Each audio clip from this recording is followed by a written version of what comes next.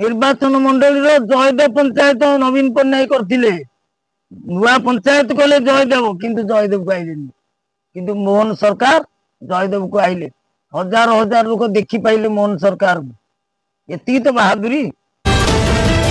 आज आम सीधा सड़क आज प्रतिकार नवा आम एम न्यूज खुलासा कथार बालियंतार अनेक लोक भूमिहीन अच्छा सरकार कौन साहाय्य मिलूना से वंचित रोच आम पाखे अच्छा आज किसी ग्रामवासी मैंने आपड़ जानी मऊखंडार ग्रामवासी मैंने आज अच्छा जयदेव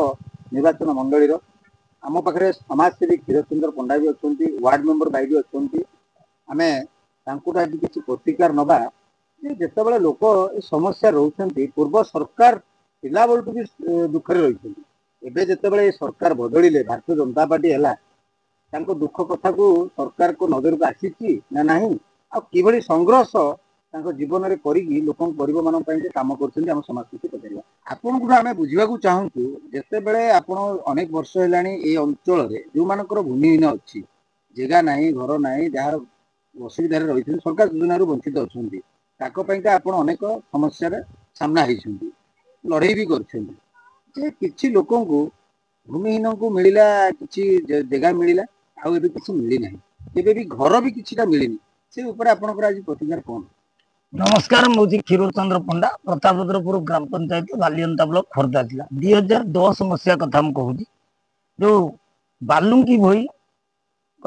छेली मरीगले हठात सबुदिन मरी चलिए सी जा मो पाखे पहुँचला भितर मत कहले मु सरकार को आनी से फैक्स था फैक्स मध्यम आम सरकार को जनईलु सरकार तरफ कटक डाक्तरखाना जो अच्छे आम पशु संपदर ता परदिन आइले सामने भी गोटे छेली मरीगला से ट्रिटमेंट कले से दिन तो मरला ना किंतु लगातार मरी चलुला जटी भई बोली जड़े जेहेतु गोटे विश्वास है जो एमती कथा कहले कहले आम जगह बाड़ी ना कि ना सरकारी सहायता पाऊनु खाली बीपीएल कार्ड अच्छी मुझे अनुधान कली पट्टा पाती किसी नाला घर द्वार किसी न था मुझे कही घर ना आम तो घर समस्त कहते पट्टा ना हेनी आम भी ब्लॉक प्रशासन जोगाजोग कर से मना कले आमर लड़ई चलला लेखा पढ़ा भल मंद ये हूँ नाण ये बेसी बाहरती बालुंगाई मोर मोर लुना थाए मोर चारिड़े जाऊ पुओ जी वार्ड अच्छा बस आप लगातार चलला जो लड़ई आप ओटीवी हिमांशु बाबू थे रिपोर्टर रमेश आईना थे कामायक टीवी आ क्षीर बाबू थे समाजर आमर एपटे धरित्री थे नील माधव तापर आमर निरंजन भाईना संवाद ये समस्त सहयोग कामना करी समस्त भी सहयोग कले कौन है पूर्व जो मैंने पट्टा पाई अनाबादी 6 डिसिमिल जगह अनेक लोक दिहला आंकर जो पट्टा पाइबा दिहला 4 डिसिमिल से अरड़ होता किंतु किसी राजनैतिक दल हस्तक्षेप कले ये जो टाइम मु संग्राम कथा कहली से 4 डिसिमिल थिला नियम किंतु से किसी राजनैतिक दल विरोध भाया रही केवल मु रही कौन ये 4 जन सपक्ष कहीं उठिला शुण बहुत लोक हरिजन को भल पाती जेनराल कास्ट ब्राह्मण हेले भी आम समस्त सम्मान भाई रोक तो बहुत लोग भल पाती यहाँ अच्छी आगु एम केवल साते साते कहती से साते हईराण कर बुझीपार कारण या जो मुझे मत भी किसी लोक कही कहीं पचार लगुच नौ तुम कौन लाभ मिल जो गोटे आम मनीष जन्म होम कलु लड़ई चला भितर एवं जी विधायक अच्छा नवकिशोर मल्लिक से टाइम सरपंच किंतु ये बैठी गले तो तहसिल पाक गला विलंबर गले किंतु आम जाइनु मैंने किसी सपोर्ट करूना हाँ जहाँ बैठटा देखते ओटीवी कामायक टीवी लगातार है जो पट्टा मिल एम दौड़े दौड़ा मात्र 2 डिसिमिल मिलला पट्टा घर बारी करके जो आग जो घर बारी करदे बालुकी भई पुओ से तार 2 डिसिमिल जो मिलला 2 डिसिमिल केते दिन भितर संघर्ष करिया भितर मिनिमम 10 रु 15 मसीह जन मिलला पट्टा 5 वर्ष खंडे लगातार आम सौम्य रंजन पट्टनायक पाक मुझे जो बालुकी भई मोर लुना थाए नहीं जाइए राति 10-12 बहीचु बहुत संग्राम कर କିନ୍ତୁ ମିଳିବାଟା ଆମର ଗୋଟେ ଦାବି ରହିଲା କେମିତି ମାନେ ବହୁତ ହଇରାଣ ହଉଛନ୍ତି ଯାଇଥାଇ କେମିତି ଘର ବଖରା ପାଇବେ। ବାଲୁଙ୍କି ବହିକି ଯୋଉ ଘରଟି ତା ପୁଅକୁ ଦେଲେ ତା ପୁଅ ଭିନ୍ନ କି ଏକାଠି ଆମେ ତ ତା ଜାଣିନୁ ତା ପାଇଁ ବି ବିଲ୍ ବନ୍ଦ କଲେ 45,000 ସ୍କିମ୍ ତାକୁ ଦେଲେ 10,000 ବିଲ୍ ବନ୍ଦ ତାକୁ କରେଇ ଦେଲେନି ଆଉ ଯେତେବେଳେ ସିଏ ମତେ କହିଲା ଯେ ଏବେ ୱାର୍ଡ ମେମ୍ବର ଅଛି କହିଲା ମୁଁ କହିଲି ତୋ ବିଲ୍ କିଏ ଅଟକେଇବ ମୋର ତ ସରକାର ଦେଇଛି ଘର ମୁଁ ଲାଗିଲି ତାର ମୁଁ କହିଲି ଏ କାମ କର ତୋର କିଏ ବିଲ୍ ଅଟକେଇବ ସେ ବିଲ୍ ବି ପାଇଲା ପରମୂର୍ତ୍ତି କିନ୍ତୁ ନାଣ ବହି ପାଇଲା ନାହିଁ ଘର ଇଏ ଟିକେ ବାହାରେନି ବେଶୀ ଜମା ଆଗତର ନହେଲେ ହବନି କିନ୍ତୁ ବାଲୁଙ୍କି ଯାଏ କିନ୍ତୁ ଇଏ ଯାଆନ୍ତିନି ତାପରେ ଆକୁ ଯେତେବେଳେ ପଟାଟି ମିଳିଲା ଘର ପାଇଁ ସଂଗ୍ରାମ ଲାଗି ଚାଲିଲା ତାକୁ କିଛି ଦିନ ରାଜନୈତିକ ଦଳ କହିଲେ ତୁ ୱାର୍କର ଆଗରୁ ଘର ପାଇଛୁ ପଟା ତ ମିଳିଲା 15 ମସିହାରେ 2000 ମସିହାରେ କେମିତି ସେ ଘର ପାଇବ ପଟା ନଥାଇ ମାନେ ତା ନାଁରେ କିଏ ଖାଇ ଦେଇ ପାରିଥାଏ ବହୁତ ସଂଗ୍ରାମ ହେଲା ଆପଣ ତ ଲଗାତାର ବି ନ୍ୟୁଜ ପ୍ରସାରଣ କଲେ ଏମ୍ ନ୍ୟୁଜ ଓଡ଼ିଶା ଟିଭି ପୂର୍ବରୁ ଏସିଆରେ କରୁଥିଲା ଏମ୍ ନ୍ୟୁଜ ଲଗାତାର କରିଲେ ଓ ଟିଭି ବି ବାଜିଲା ତାଙ୍କୁ ପଟାଟେ ମିଳିଲା ପରେ ଏବେ ଘର ପାଇଁ ଯୋଉ ପଇସା ଅରଡ଼ ଅଛି ଦବା ପାଇଁ ତା ପଇସା ମଧ୍ୟ ବିଳମ୍ବ ହେଲାଣି ଯେ ଏଠି ସ୍ୱତନ୍ତ୍ର ରାଜନୀତିର ଖେଳ ହଉଛି କାହିଁକିନା ଅଧିକାଂଶ ଲୋକଙ୍କୁ ଟଙ୍କା ଦିଆସିଲେଣି ଘର କରିବାକୁ ମାନସ ନାଣ ଭୂଇଁର ପାଉନାହାନ୍ତି ଆଉ ଏ ଅଞ୍ଚଳରେ ଅନେକ ଲୋକ ଭୂମିହୀନରେ ଏବେ ମଧ୍ୟ ଅଛନ୍ତି ପଟ୍ଟା ତାଙ୍କର ନାହିଁ ଏବେ ଯୋଉ ରାଜ୍ୟ ସରକାର ଘୋଷଣା କରିଛନ୍ତି ଯାହାର ଜାଗା ନାହିଁ 4 ଡିସିମିଲ କମ ସେମାନଙ୍କୁ 4 ଡିସିମିଲ ଜାଗା ଦିଆଯିବ ଆମେ ସେ ଦୃଷ୍ଟିରୁ ଆପଣଙ୍କୁ ଡାକିବାର ଅର୍ଥ ହେଲା ଯୋଉ ବାଲୁଙ୍କି ଭୋଇ ଆଉ ନାଣ ଭୋଇ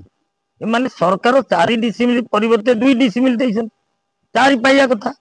ସେ ବାବଦ 2 ଦିଅନ୍ତୁ ଆଉ 4 ମଧ୍ୟ ତାଙ୍କୁ ଦିଅନ୍ତୁ ଚାଷ ଜମି ହିସାବରେ ଯାହାକି ତାଙ୍କର ଘର ଖଣ୍ଡେ ହେବ ଯାଇ ଗୁଣ୍ଠେ ଚାଷ ଜମି ରହିବ ତାଙ୍କ ପିଲାଙ୍କ ପାଇଁ M news Odisha TV Asia TV ମାଧ୍ୟମରେ ଆମେ ରାଜ୍ୟ ସରକାରଙ୍କୁ କହୁଛୁ ଯାହା ବି ପ୍ରସ୍ତାବ କହିଛନ୍ତି ଭଲ ପ୍ରସ୍ତାବ ଟିକେ ନେଇଛନ୍ତି କାହିଁକି ବେଶୀ ହଇରାଣ ହଉଛନ୍ତି ଆଦିବାସୀ ଦଳିତ ଆଉ ଏଇ ଟାଇପର ଲୋକ ବେଶୀ ହଇରାଣ ହଉଛନ୍ତି କାହିଁକି ନା କାହାର ଅଧ ଡିସିମିଲିଆ ଜାଗା 4 ଭାଇ ଅଛନ୍ତି କେତେ ପଡିବ ଘର କୋଉଠି କରିବେ ସେ କୋଉଠି ଗୋଟେ ଆଶ୍ରୟ ନେଇଛନ୍ତି କାହାର ବ୍ୟକ୍ତିଗତ ଜାଗାରେ ନେଇଥାନ୍ତୁ ବା କାହାର ସରକାରୀ ଜାଗାରେ କରିଥାନ୍ତୁ ତାଙ୍କୁ କାହିଁକି ଜାଗା ଦିଆ ହଉନି ନା ତୋର ବାପାର ଜେଜେର ତା ବାପାର ଅଛି ଆରେ ଜାଗାଟା କେତେ ଅଛି କେତେ ଜଣ ବଢିଲେଣି ତାଙ୍କୁ ଦେଖୁନା ଯଦି ଗୋଟେ ଲୋକର ଅଧ ଡିସିମିଲିଆ ଜାଗା ହବ ସେ କୋଉଠି ଘର କରିପାରିବ କିନ୍ତୁ ଗୋଟିଏ ଜିନିଷ ଆମକୁ ସ୍ୱାଗତ କଲୁ ବିଜେପି ସରକାରକୁ ବିଜେପି ସରକାର ଯୋଉ ପ୍ରସ୍ତାବ ଦେଇଛନ୍ତି ମନ୍ତ୍ରୀ ରାଜସ୍ୱ ମନ୍ତ୍ରୀ ସୁରେଶ ପୂଜାରୀ ବଢିଆ ପ୍ରସ୍ତାବ ଟିକେ ଦେଇଛନ୍ତି କାହିଁକିନା ଗ୍ରାମାଞ୍ଚଳରେ ଅନାବାଦୀ ଗୋଚର ତହସିଲଦାର ମାନେ ବିଲ୍ଡର୍ସକୁ ଦେଇ ସାରିଲେଣି କାହିଁ ସାଧାରଣ ଲୋକ ଯିଏ ସରକାର ଗଢୁଛି ତାକୁ ଦେବାକୁ କାହିଁ ଅସୁବିଧା ହଉଛି ଆର ଏଇ ତହସିଲଦାରଙ୍କର ବିଲ୍ଡର୍ସକୁ ଦେଇ ଟଙ୍କା କମାଉଛନ୍ତି ଯୋଉ ଗରିବ ଲୋକ ହଜାର ହଜାର ଦଳିତ ପରିବାର ଆଦିବାସୀ ଦଉଛନ୍ତି ଭୋଟ ସରକାର ଆଜି ଗଢା ହଉଛି ତାଙ୍କୁ କାହିଁ ଦେଲେନି ଯାହା ହଉ ଗୋଟିଏ ଜିନିଷ ମୁଁ ଜଗନ୍ନାଥଙ୍କୁ ମଙ୍ଗଳ କରନ୍ତୁ ସୁରେଶ ପୂଜାରୀର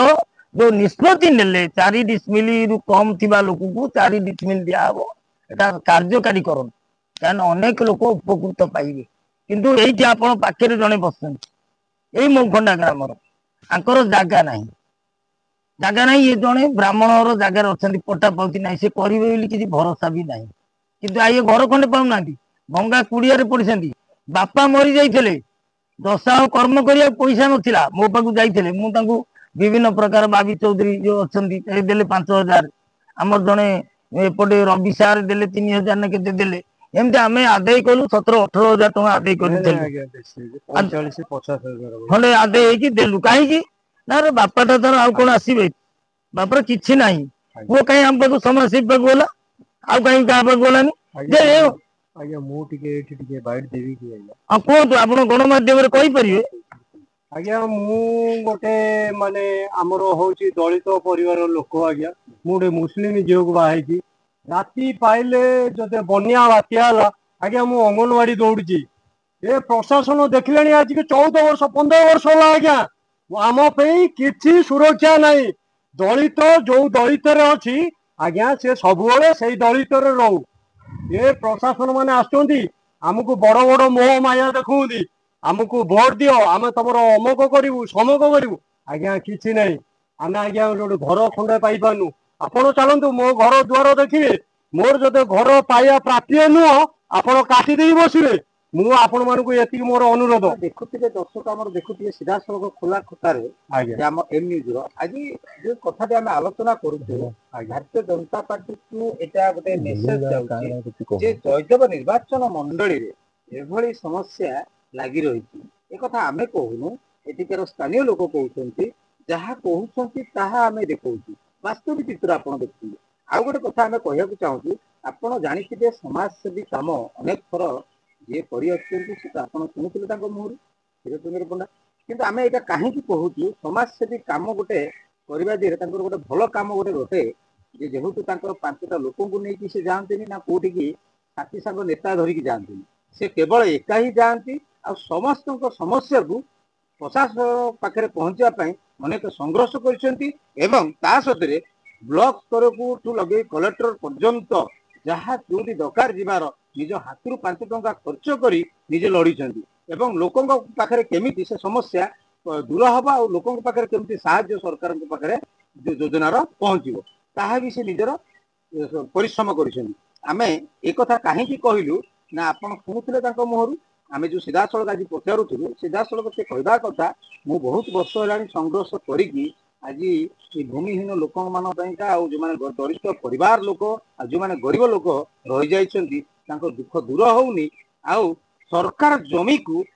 ତହସିଲଦାରଙ୍କ ଅଣ୍ଡରରେ ଯେତିକି ରହୁଛି ଖାତାକୁ ଯିବା କଥା ସରକାର ଖାତାକୁ, ତା ନ ଯାଇ ବିଲ୍ଡର ହଉ ଦଲାଲ ହଉ ଯୋଉମାନେ ଦାଦାଗିରି କରୁଛନ୍ତି ତାଙ୍କ ଖାତାକୁ ଯାଉଛି। କହିବା କଥା ତାଙ୍କ ଖାତାକୁ କଣ ନା ତାଙ୍କର ସେ ଜବରଦଖଲ କରୁଛନ୍ତି, କିନ୍ତୁ ସରକାର ଏହା ଉପରେ ଦୃଷ୍ଟି ଦଉନାହାନ୍ତି। ନା ସରକାର ଏହାକୁ କେବେ ପଦକ୍ଷେପ ନେଉନାହାନ୍ତି, ନା ପ୍ରଶାସନ ନା ତହସିଲଦାର ଅଣ୍ଡରରେ ଯେତିକି ସରକାର ଜମି ଅଛି ତାକୁ ନଜର କରୁନାହାନ୍ତି। କିନ୍ତୁ ଗରିବ ଦୁଃଖୀଙ୍କର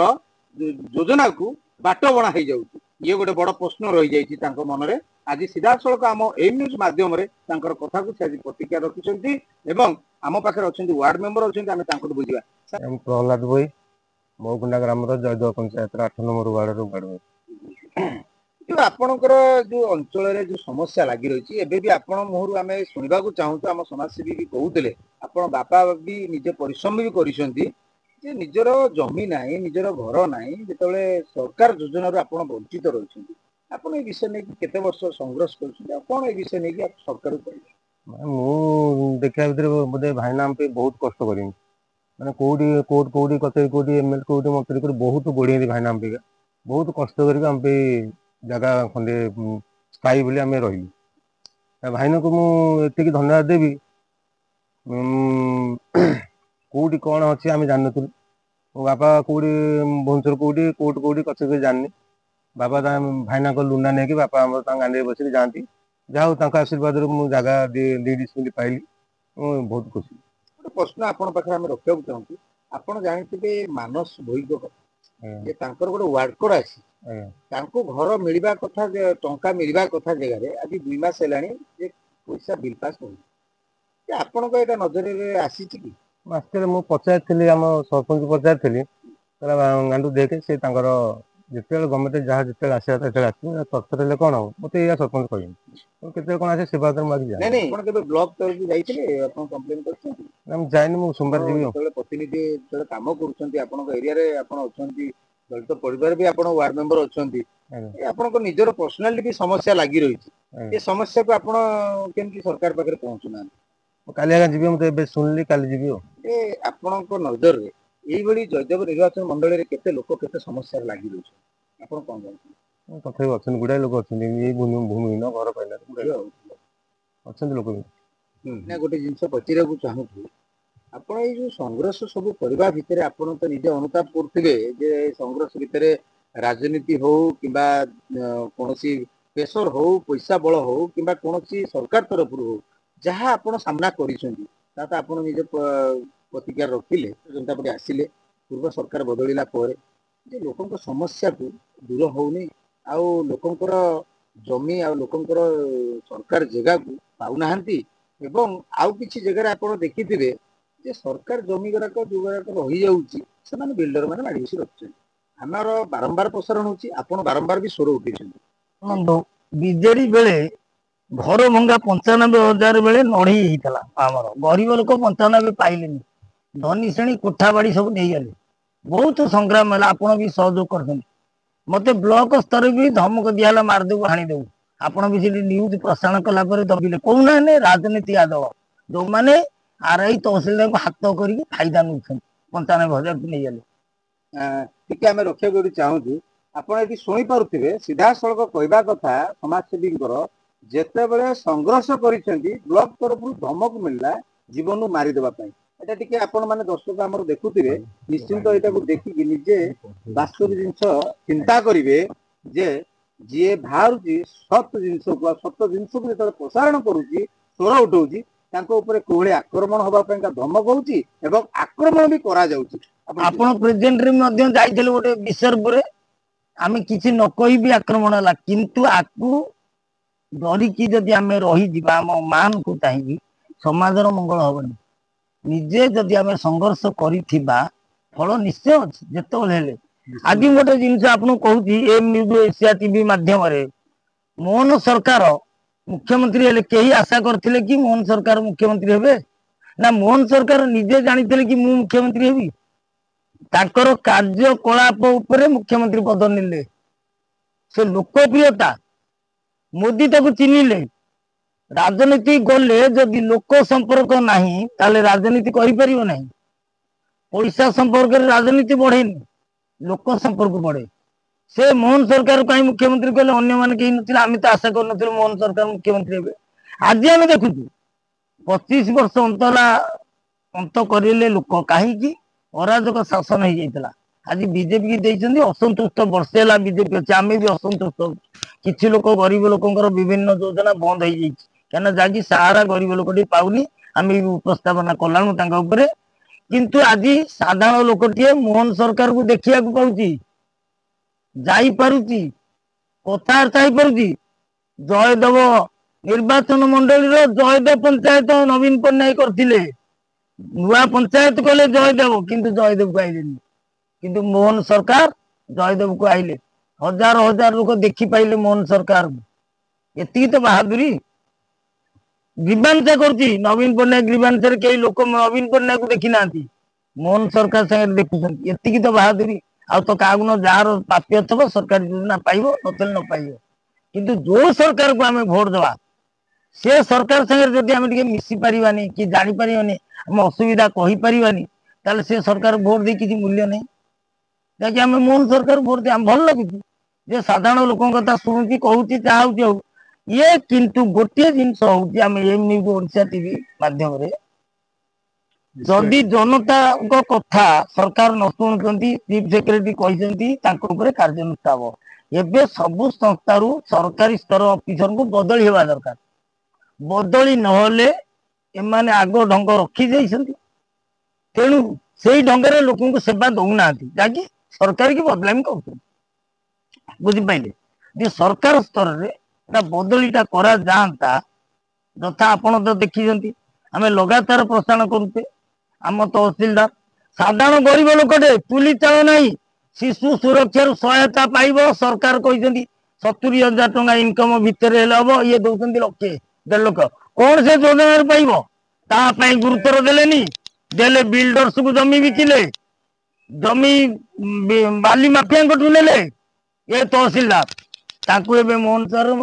बदली कले किंतु वीडियो कले बदली कले किंतु प्रमोशन कहीं देले कार्यानुष्ठान नवा कथा कि आउ गोटे जिनस करता जो भी आसवे तहसीलदार से सरकारी जमी उद्धार करेंगे तो जदि उद्धार करेंगे